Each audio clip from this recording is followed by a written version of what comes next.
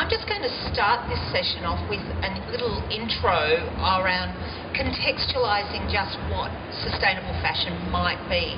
It's such a broad area, and as we all know, the term sustainability has actually become, if anything, a bit used and abused. I personally prefer this title, slow fashion, but it also can mean numerous different things. So I'm just going to run through a little slideshow to contextualise it, then I'll invite our panellists up and we'll have a discussion, and hopefully you as an audience might ask us some questions as well. So just to, you probably can't read that, but what I want to do is, I think sustainability is about making a difference, about really focusing in a considered way about the impact that we are having within our industry. A really interesting person to read is this guy called Tony Fry, an academic based out of New South Wales. So maybe just Google him, you don't need to read all of that at the moment. But Tony talks about how important the role of the designer is today, and how we're seeing a real shift in the way that the designer is actually needing to work within our current environment. He's absolutely also passionate around making sure that we work within a sustainable framework. If you read books like Sandy Black's Fashion Paradox, it's a really interesting kind of book. You can get it from your local libraries. And this is something that Sandy was talking about, that Nike, Gap, Marks and Spencer were all really large-scale brands that were found that they got negative feedback. We've all heard about what happened with brands like Nike and Gap in terms of how using social media, the phenomenon that happened in terms of their customers responding to them and saying, you're not doing the right thing, we're not going to buy your product anymore. And all three of them have so turned their whole systems, process, protocols around. They're not saying they're getting it all perfect, but they're all making an effort. The reason why I think it's quite interesting to just bring your attention to these three, and we'll discuss it a little bit later, is what are the big groups here in Australia doing? And I think that some of them are doing some great things, but we're not necessarily hearing about it. Because on our panel today, we've got three smaller independent designers with quite, very much small business, and they are doing amazing things, but we've also got to see our big businesses making some impact in this arena. Just from a personal perspective, this is my statement. And this is what I intend to do. Having kind of advocate roles within the fashion industry, I think we all need to get out there and do things that actually are about making a difference. So some of the things I think we need to consider, we've heard about the triple bottom line, quadruple bottom line. Have you all heard about those terms in terms of what businesses used to do? So for many years, what did a business need to do? To survive, it needed to make a profit. And what was its key focus? Was to make a profit. But now a successful business is judged on a number of different things. And they are, the quadruple bottom line is about the impact that they have from an environmental, social, cultural and economic perspective. Now the triple bottom line was all of these except environmental. So environmental is really built up in the last few years as now being a highly valued characteristic that an organisation needs to also consider. So now it's more than just making money, it's about the impact that you have on your broader kind of social impacts that you have. Now, referencing this fantastic project over in Europe, and this is going to form a bit of the discussion today, is just to think about, well, when we're talking about sustainability or slow fashion, what are we talking about? Is it having an ecology, just about environmentalism? Is it just about what we do from an ecological perspective? Is it what we do from an economic perspective? Or a social ethical? And it's all three. So just quickly, I'm going to run you through what some of those mean.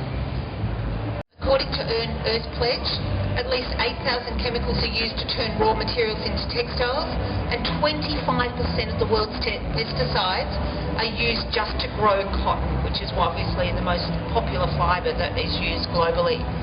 The damage is significant. So what will we have to do? We have to consider some sustainable yarns and fibres. I was very lucky. I wore my silk outfit, CYLK.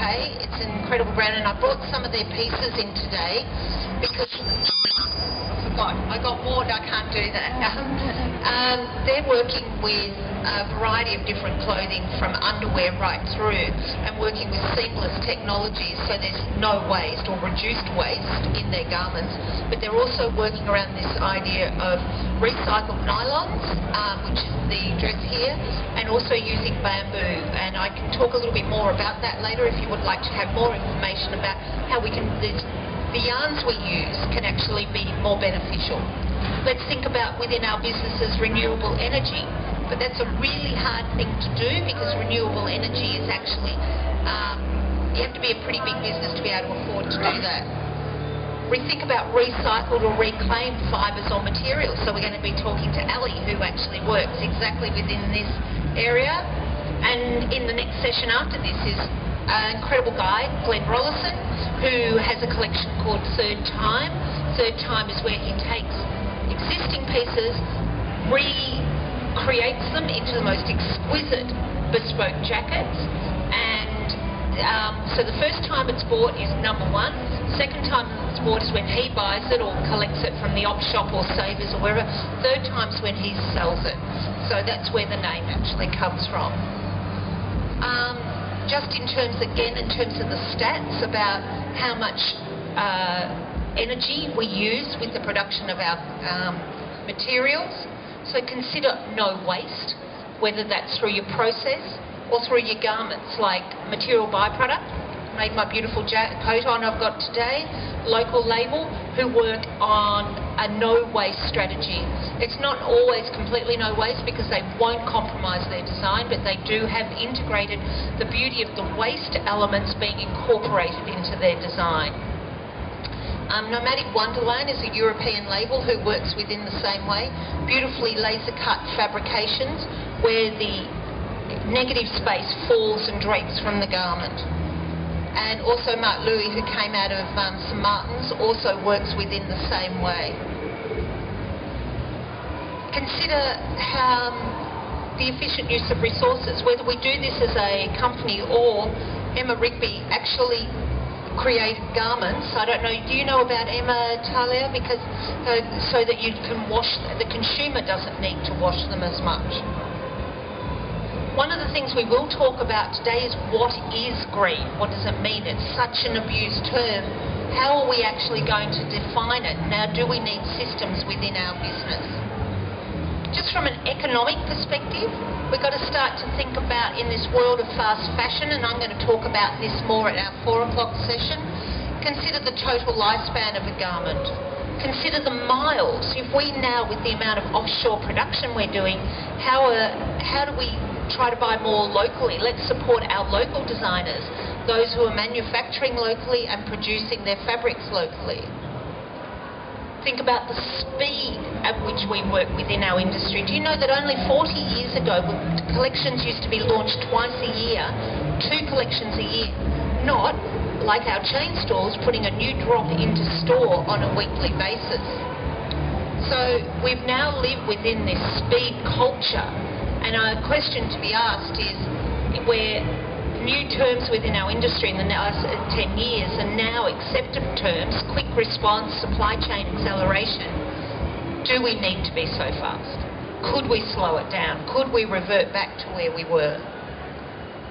Just the amount that we buy, the amount of consumption that we go through, and the fact that, as Sandy Black says, we've actually increased how much stuff we have in our wardrobes by 60% just in the last 10 years. Basic wage is another economic concern. A woman that came out and spoke at the Fashion Fest a few years ago, Jane Shepherdson, who is brand director of Topshop, has left. When she left, she worked with Oxfam, and she talked about how now with offshore production, we talk about paying a minimum wage or a basic wage to workers, but it actually isn't enough to be a living wage. The government set what is the basic wage, but often it's not enough to survive on. So we think we're doing the right thing when we work with offshore, and that we're actually paying enough money for people to survive, but in fact, in many cases, we're not. You've also got to think about the social impacts that we're having on other countries when we produce offshore, the idea of going in and using heritage ways of working with many places like India and China, and actually not respecting and wanting to pay actually next to nothing for beautiful Indian embroideries, for example. Yet this is their heritage, their culture. We should be paying for this. We've got to consider about also how our things are being made. Do we really know how they're being made? This is an old Navy, this is subdivised as a interesting website to go on. 77% child labour, 23% adult labour. And just to leave you with another consideration around this whole notion of overt consumption and the speed is, do we need to reconsider the way that we make clothes? Our grandparents used to buy the one coat that would last for years and often would get passed down. The family heirloom. There's this designer, Jet Kareen, a girl working out of Finland, who's actually developed a whole collection of coats that are to last a lifetime, to last at least 100 years. So using sustainable practices, quality fabrications, quality make. So maybe we need to think about that rather than the whole notion of let's buy an outfit and if it doesn't still suit us in 6 months' time, don't worry about it. And we've got to counterplay that with, because we've all got to still make money. People still are very much into fashion, but do we need to keep producing more? Just one more note. 1 in people in 6, did you know this? This is an incredible stat. Our industry, for often being regarded as frivolous and superficial, employs 1 in 6 people worldwide. Now, considering that our industry has ramped up over the last 10 years to such an extent and is such a high employer of people around the world, are we being naive in trying to shift this system? And it's something that we actually have to consider. Can we actually turn it around?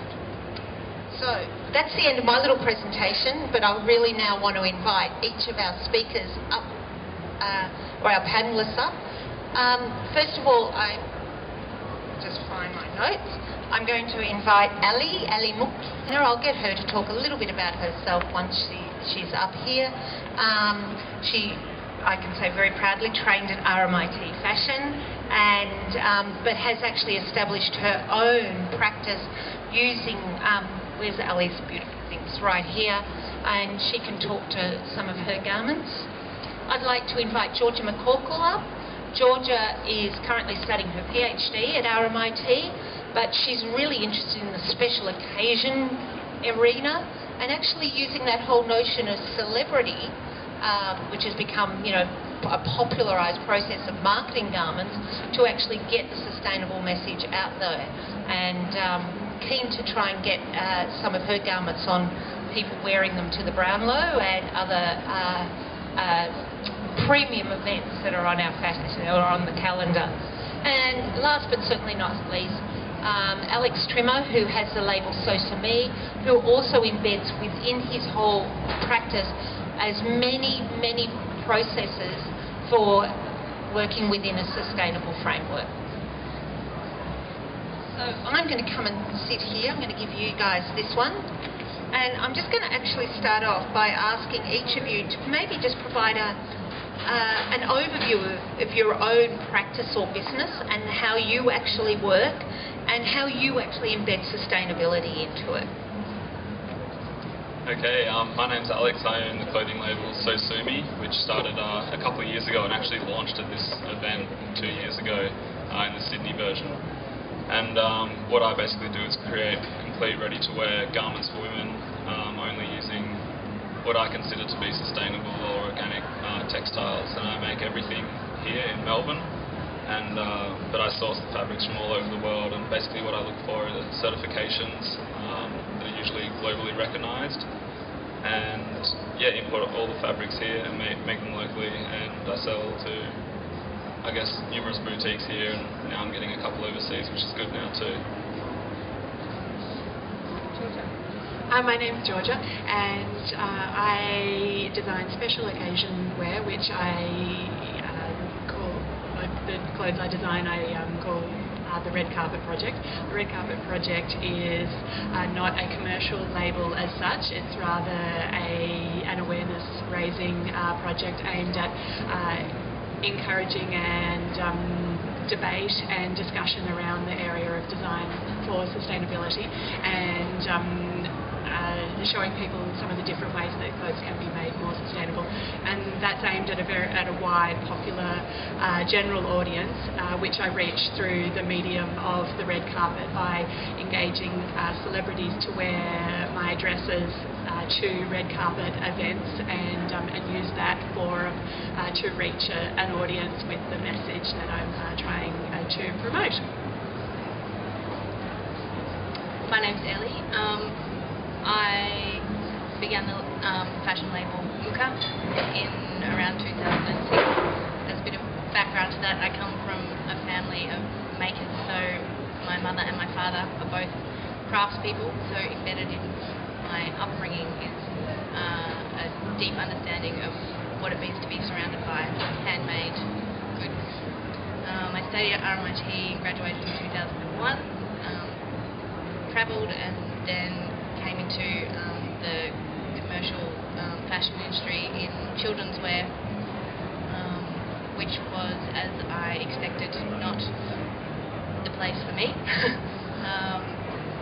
And I guess in my final year of study, discovered that the fashion industry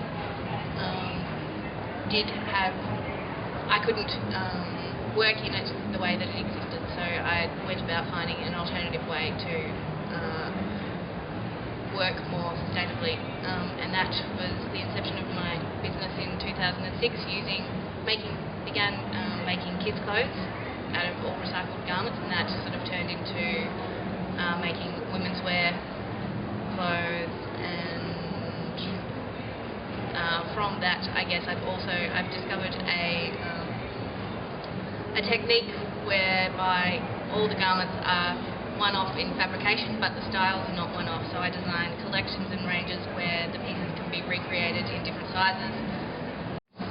I guess the point of difference of my business in using recycled materials, I also use as much of the waste that I create in that making process back into the system. So maybe on that note, Ellie, is it worthwhile grabbing one of your pieces and just explaining how you actually work, how that might work? Yep. Actually, even show you, got something in my hand. Got something in your hand? Because I think this is an industry forum, and for many of you working in the industry, you know this is not an easy thing to do. So I'm really interested from our panellists to hear what are the kind of key things that you are doing that you might be able to help our people, our friends in the audience here, to actually, what are you working on that they could look at and say, well, maybe I could introduce that kind of thing into my business. So if you start with that, Ellie. Well, here's an example. I make accessories as well as clothing, and this is an example of me using waste back into the process. So I started cutting up recycled t-shirts and making necklaces, and I made them for a couple of years, but collecting all the scraps that I was making from the process. And eventually that turned into this, and then the smaller bits turned into this. So they're beautiful. That's an example of how I use the waste back in the process of the accessories. The clothing is a bit more complicated, and if I haven't used it yet, I hold on to it and hope to turn it back, put it back into the process along the way, which is easier when you're recreating the same shapes, because I'm getting the same shape of waste each time. Yeah. Georgia, what are you doing? Like, you're still at the early stages of your career, with the intent of launching a label, but you're actually now testing things, so you're creating a practice around it. What are you doing that other people might benefit from hearing that they could put into their businesses as well? Karen, you spoke about some of Sandy Black's book, Eco Chic, and that's a really great book that describes very well a range of methodologies around design for sustainability that designers can incorporate into their practice. And so I'm quite influenced by that and trying out and testing those different sorts of principles, because it's obviously all well and good to say that you can do all of these things, but to actually put that into practice and then to evaluate it with the intention of the garments that you're actually making, and whether that's relevant is another thing altogether. So I start with the idea that a special occasion, my genre of special occasion dressing, and the idea that when I think about a special occasion dress, it's usually only made to be worn once. So therefore its requirements for durability are very fleeting. It doesn't need to be a strong or durable kind of garment. And that's probably a little bit at odds with a lot of the things you might think about in terms of sustainability, because we also saw an example of a garment that was for your whole life or to last forever. And so some things actually aren't meant to last forever. So I try and think about those the appropriateness of the methodologies that I'm incorporating into the design. So some of the main thing I try to do is in this black dress over here, I'll show you around here. It's basically a tube of fabric. It's one entire length of fabric, and then I've draped it together. And the thinking behind that is that after it's been worn in this way, it can be redesigned and easily turned into a new garment. It's also been stitched by hand, making it easy to be disassembled, so there's an element of disassembly then. So it can be used many times in many different formats and still fulfill its role as a special one-off dress, which is essential.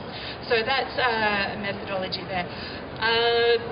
Other ideas that I incorporated, the use of fabric remnants. These are fabric remnants in this sequin section that I sourced from different designers, and they provided me with their remnants which I could reincorporate into a new design and use them in decorative ways. And I also dyed this gown using natural plant dyes from eucalyptus leaves. So there's some different ideas that I'd experimented with there. This was worn at the Logies this year by Zoe Tuckwell's of Channel 7's Winners and Losers, and then that was custom designed for her. Well, I started with wardrobe essentials, tees, tanks, tops, stuff like that, which you can wear season after season, time and time again, and I slowly developed outerwear as I basically got more money to develop better products and got better fabrications and just expanded that way. Everything you see is either certified organic wool. I tend to stay away from organic cotton, basically because of the water usage involved in cotton. I think it's fairly high in comparison to some substitute fabrics such as modals or tencels or things like that, which all can hold Oecotex 100 certifications, and that's what I basically look for.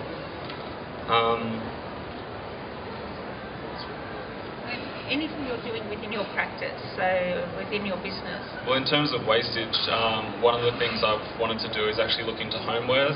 So with all the little scraps that you see that fall off the ends of fabric rolls, I've actually developed things like pillows and cushion covers and whatnot, just to minimise as much as I could that is actually being thrown out and put into a bin.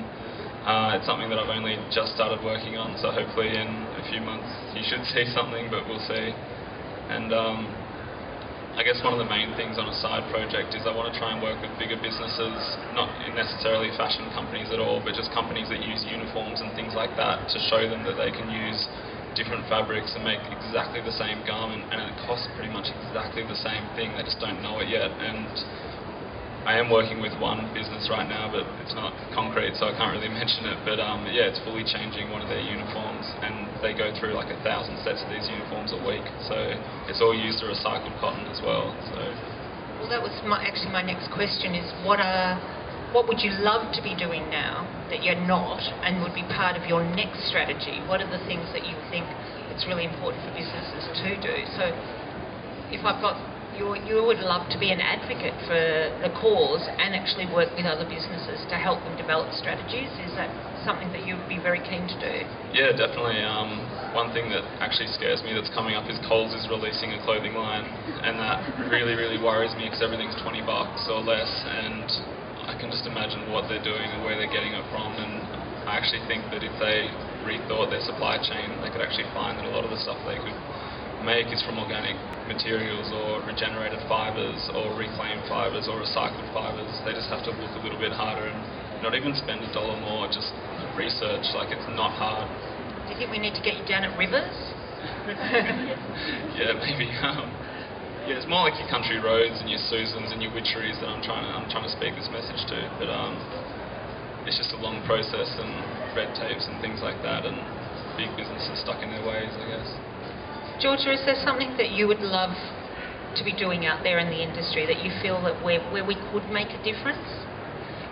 I'd like to, in taking this beyond a purely activist project of one-offs and into a format where I can be dressing more real people. That's the wrong word, but to be dressing other people as well in an ongoing way. I think I'd like to take it into the more of the service, product service area, which actually relates to then our next session today. But I think thinking through that whole process of not just creating an ideal kind of product that can be worn, so take the idea beyond just creating the product that's really good, but take responsibility as a designer for what happens after that stage of creating the product, to who wears it and what they do with it afterwards. So that would work in potentially a higher kind of manner, or a process where you could take the garment, dress somebody, they return it, you redesign it and make it for the next client. And so you kind of subvert the made-to-measure process, really, and use a lot of those things that are wonderful about a made-to-measure process, but then apply them in ways that you have extra responsibility for the outcome. Something I was talking to Ellie about earlier was about the role of the designer. All three of you are designers, and how important as designers it is to take on, to spearhead the cause, to take the initiative, that someone has to make a decision within an organisation, that not only what happens in the total supply chain of that company, but also what happens once the garment is actually left and being sold, and how you do that.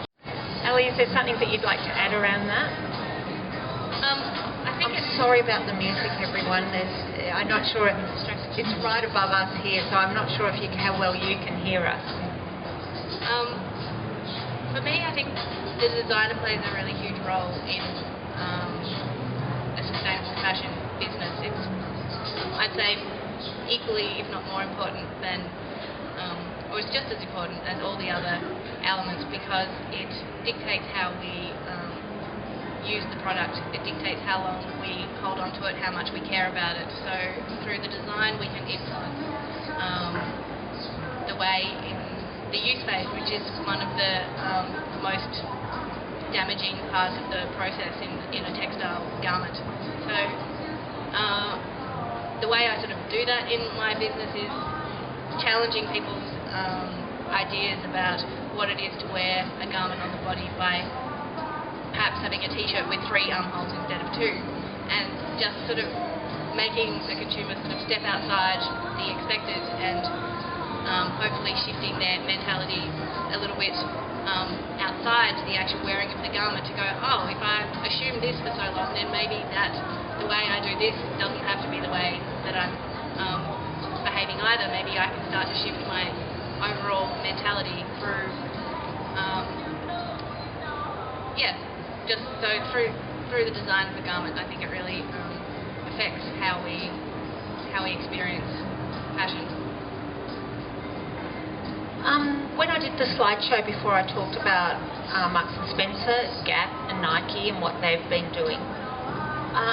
Because all of you are working within the framework of micro or small business, what do you think we could do, looking at the kind of things that have been done by larger groups internationally to support larger organisations or people who are working within a more mass production framework, and there might be many here today that are working in that area. What could we start to help those brands and labels do to shift the culture a little bit?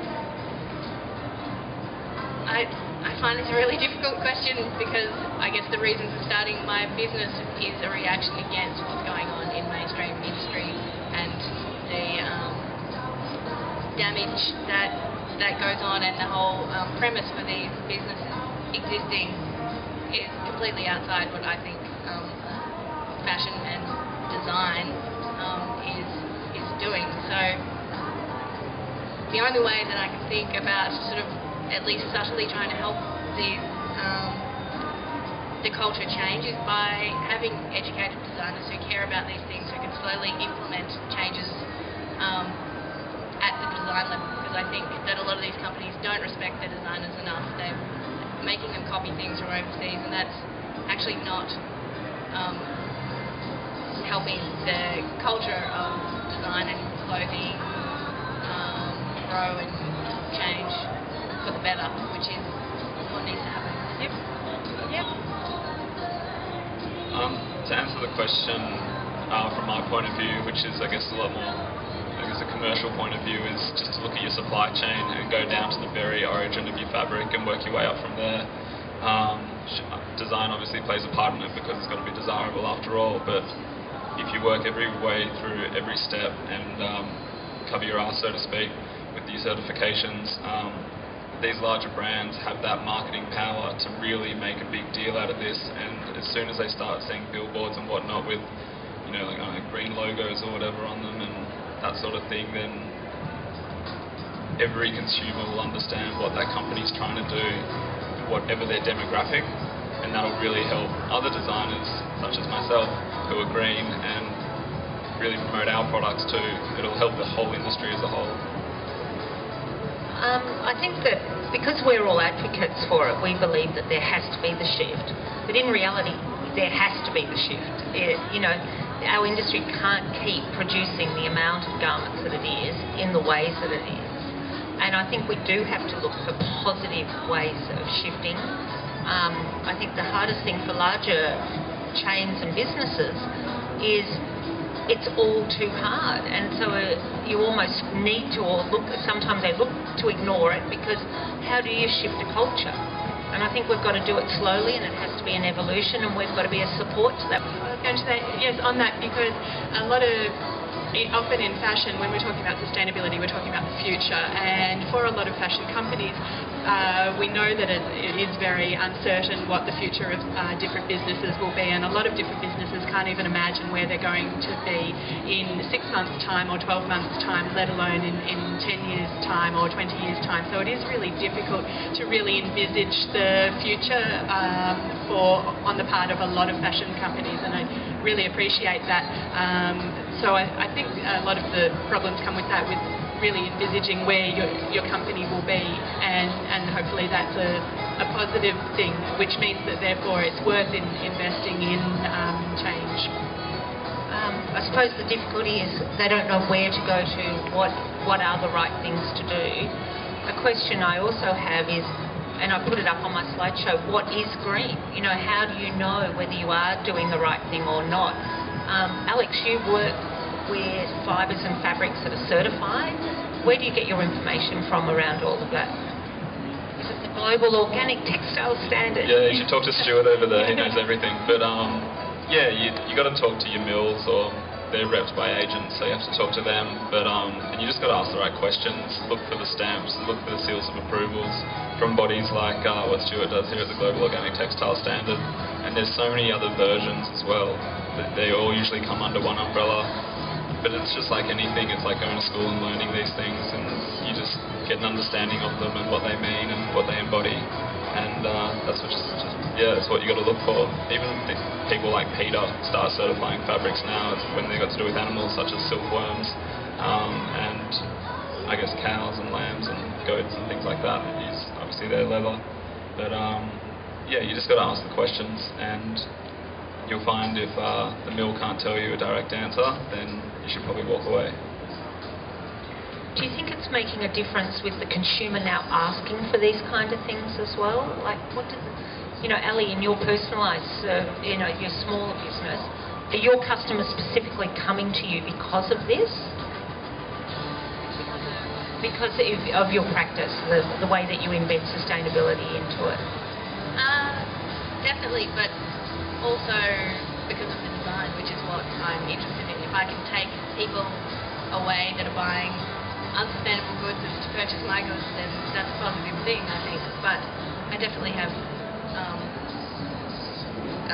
customers who obviously love and embrace the whole, not only the idea of the recycled materials, but also the quirky concept of wearing an upside down men's shirt or pair of pants, or putting a vest on which still has remnants of the men's pants remaining, and it causes, it creates some kind of humour and also another level of interest in something to talk about, which I think is really important. And a sense of unique, which I think consumers are really looking for at the moment. Yeah. Georgia, how do you feel about this whole strategy about what is green? How do we get the message out there?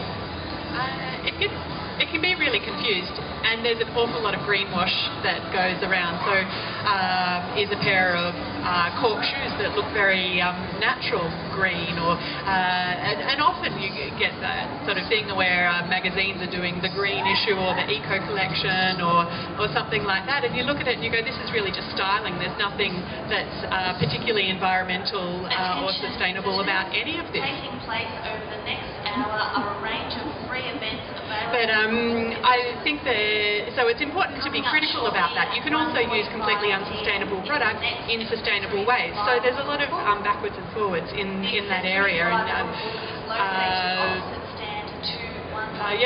it's tricky, but it's a matter of working through that sort of greenwash and being critical about things and saying, well, no, I don't accept that, and I think based on my critical thinking that I've got a better answer. I would encourage any of you that work within a big business framework to go onto the Marks and Spencer website, because they've acknowledged the fact that they can't do it all, but they've got what they call Plan A, because there is no Plan B, and that they believe that 20% is better than 10% shift in this area, or 30% is better than 20%. So as long as they're going on in a journey that's actually making things better. So sometimes I think people think, well, I can't do it all, so therefore I don't. But a little bit of change will make a difference. I think the other thing I'd love to know from our panellists is, what do we need to do with our customers? Because at the moment it's hard as a business to, we're all just trying to survive. It's pretty tough out there in our industry. But we've also got a role, I think, in educating the consumer. So what is it that we can do to actually help our customers know how important these issues are? I'm predominantly a wholesaler, so I sell to boutiques that on-sell, and it is very hard to get that communication all the way down to the final consumer, but I do educate sales staff as much as I can with information sheets that can pass on very, very basic information to the people that are buying the garments. I also flood my website with as much info as possible. I dumb it down a bit just so people can understand it easily, and then keep promoting through various social mediums, like various articles that are interesting that have to do with Marks and Spencer and what they're trying to do, and also Adidas now even have like a sustainable CEO or something like that, which is pretty good. But yeah, just general awareness and getting this dialogue going and a strong communication across all mediums, I think, and just constantly doing it and just getting the bigger businesses to do it as well. I think that's the main key. Georgia, what do you think we can do to help our customers understand the issues around sustainability? I think there's a responsibility to put out as much information as possible and to educate customers, and also on the part of customers there's a responsibility to find the information. As industry people, we find out a lot of information about all sorts of things, about where textiles come from and their various performance attributes and different trims and so forth. So we're constantly researching and finding information, and it's not very hard to find more information about the sustainable credentials of the various things we're using. There's excellent books and publications that are written that succinctly explain a lot of issues, and it's a matter of taking responsibility to just adding that to your education. I know it's very hard to add more information to things, but it's not that hard to find the information, and so that you can become a critical participant in that. And also on the part of the consumers, it's not hard to find information, to read publications and so forth, and to be educated. I think certifying bodies are always really important because they make the decisions for consumers heaps easier to make, because we are all busy people and it's not possible for us to all be doing this research, and you're always going to miss something or something new is going to come up. But that's very difficult in the fashion industry, obviously. I think it's also, in my business, it's really important. I run workshops and I do a lot of markets, so I have a fair amount of contact with my customers, and doing workshops and just having those small groups of conversations, I think it's really important just to get to the individual and to share those ideas and to have those conversations and know that you don't know everything, and you can learn from actually sitting down with a small bunch of people and talking about what you all do, and I think that's a really important aspect. So knowing that, at the end of this, I'm going to hand it over to you guys in a minute to see if there's any questions you'd like to ask any of our panellists. But I'd also invite you up to come and talk to the designers and have a look at the work that's up here and actually ask questions of what it is about their product that they've got here today that is sustainable. What can you learn from that?